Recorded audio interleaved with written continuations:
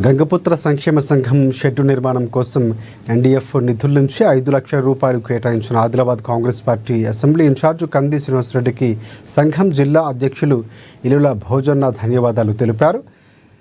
నిధులు విడుదల కావడంతో జిల్లా గంగపుత్ర సంఘం ఆఫీసులో షెడ్డు పనుల కోసం భూమి పూజ జరిపినట్లు తెలిపారు. మున్ముందు కూడా గంగపుత్రుల సంక్షేమం అభివృద్ధి కోసం పోరాడతానన్న కంది శ్రీనివాసరెడ్డికి తాము రుణపడి ఉంటామని తెలిపారు. ఆయనకు కూడా ఎల్లవేళలా తమ మద్దతు ఉంటుందని తెలిపారు.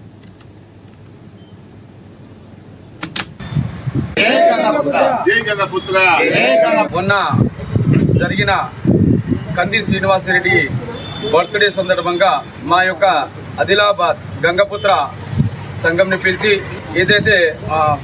పిలిచి మనకు ఎస్డిఎఫ్ నిధుల నుంచి 5 లక్షలు కేటాయించారు. ఆ 5 లక్షలు కేటాయించారు, కానీ వర్క్ స్టార్ట్ కాలేదు. కాబట్టి కంది శ్రీనివాసరెడ్డి దగ్గరికి వెళ్ళి, సార్ మాకు వర్క్ స్టార్ట్ అయ్యిందని అన్న వెంటనే వర్క్ చాలు చేశారు. అందులో భాగంగా ఈరోజు ఆదిలాబాద్ జిల్లా గంగపుత్ర సంఘం తరఫున ఈ యొక్క షెడ్డు నిర్మాణానికి భూమి పూజ కార్యక్రమం చేశాం.